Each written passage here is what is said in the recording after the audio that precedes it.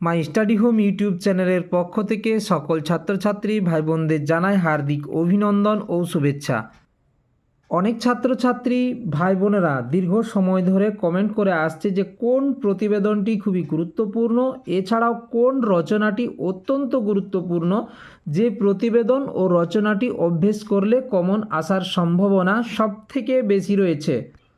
প্রতিবেদন কিভাবে লিখব, কিভাবে লিখলে নাম্বার পাওয়া যাবে, এছাড়াও কি ভুল করলে তোমরা প্রতিবেদনের সম্পূর্ণ মার্কস নাও পেতে পারো। যে সমস্ত ছাত্রছাত্রী ভাই বোনেরা প্রতিবেদন লেখার নিয়মগুলো ভুলে গেছো বা জানোনি, তারা কিন্তু একবার মনোযোগ সহকারে দেখে নিও। ভিডিওটি কিন্তু মোটেই স্কিপ করবে না। দেখে নাও, শর্ট প্রসেসভাবে বুঝিয়ে দিচ্ছি। প্রতিবেদন তোমাদেরকে 150টি শব্দের মধ্যে অতি অবশ্যই লেখা প্রয়োজন রয়েছে। তো প্রতিবেদন লিখতে গেলে প্রথমত তোমাকে একটা শিরোনাম দিতে হবে, অর্থাৎ ইংরেজিতে যাকে হেডলাইন বলা হয়। তারপরে লিখবে নিজস্ব সংবাদদাতা, তারপরে স্থান, যে স্থানে ঘটনাটি ঘটে গেছে, আর তারিখ, যে তারিখে ঘটনাটি ঘটেছে তার পরের তারিখটি দিয়ে লিখলে অতি অবশ্যই খুব ভালো হবে।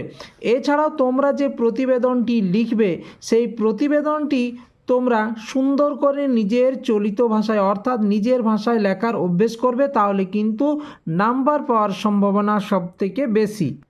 যে প্রতিবেদনগুলো খুব গুরুত্বপূর্ণ সহকারে অভ্যেস করবে, মাত্র 3টে প্রতিবেদন অভ্যেস করো, তাহলে এখান থেকে কমন পেয়ে যাবে। প্রথমত দেখো, প্লাস্টিক ব্যবহার নিষিদ্ধ, স্বাস্থ্যকেন্দ্র বা পাঠাগার উদ্বোধন, রক্তদান শিবির। এই প্রতিবেদনগুলোর মধ্যে দেখো বৃক্ষরোপণ রয়েছে আর দ্রব্যমূল্য বৃদ্ধি। তার মধ্যে যে গুরুত্বপূর্ণগুলো করবে, প্লাস্টিক ব্যবহার নিষিদ্ধ, স্বাস্থ্যকেন্দ্র উদ্বোধন, তোমার এলাকায় স্বাস্থ্যকেন্দ্র উদ্বোধন বা পাঠাগার উদ্বোধন, কিন্তু এটার বিকল্প এটা করে দিতে পারে, ঠিক আছে, চিন্তার কোনো কারণ নেই। এরপরে রক্তদান শিবির আর বৃক্ষরোপণ, এই দুটো কিন্তু সুন্দরভাবে মনোযোগ সহকারে দেখে যেও। তাহলে এই যে প্রশ্নগুলোর উত্তর তোমরা পাবে কোথায়? ডেসক্রিপশন বক্সে প্রত্যেকটি প্রশ্নের উত্তরের জন্য লিঙ্ক দিয়ে রেখেছি, সেখান থেকে দেখে নিতে পারো। এছাড়াও এই বছরের অর্থাৎ 2026 সালের জন্য মাধ্যমিকে কোন কোন রচনাগুলো আসতে পারে এবং কোন একটি রচনা করবে বা দুটি রচনার মধ্যে একটি কমনে আসতে পারে, দেখে নাও, একবার দেখে নাও। তারপর গুরুত্বপূর্ণ সাজেশনটি টিক দিয়ে দেবো, সেটি কিন্তু করবে। এখানে দেখো, বিজ্ঞান ও কুসংস্কার অথবা বর্তমান যুগ ও বিজ্ঞান অথবা বিজ্ঞানের ভালো মন্দ।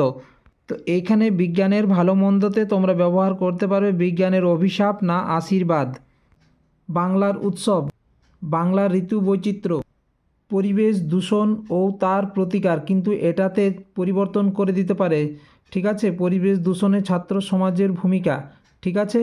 এছাড়াও বন সংরক্ষণ ও সমস্যা, এইভাবে দিতে পারে।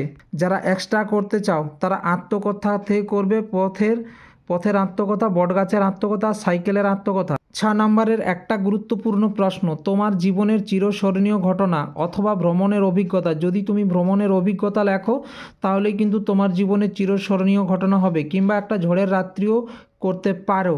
তাহলে দেখে নাও যে এই রচনা ছাড়াও আরও আমরা বেশ কয়েকটা সংলাপ তোমাদের কাছে তুলে ধরবো, দেখে নাও একবার।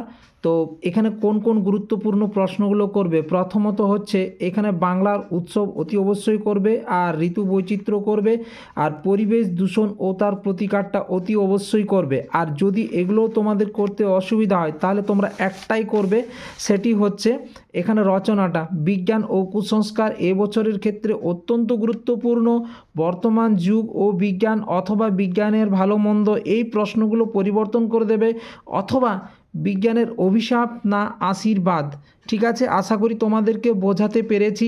এছাড়াও যদি সংলাপে কারো সমস্যা থাকে তো আমরা সংলাপ ও সাজেশন তোমাদের কাছে তুলে ধরবো।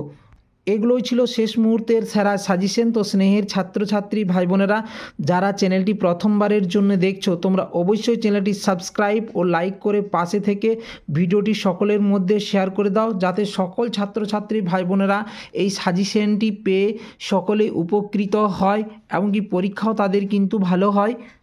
তোমাদের প্রিপারেশন কেমন হয়েছে অবশ্যই কমেন্ট বক্সে তোমরা কমেন্ট করবে। সকলেই পরীক্ষা ভালো হোক, অগ্রিম অভিনন্দন রইল।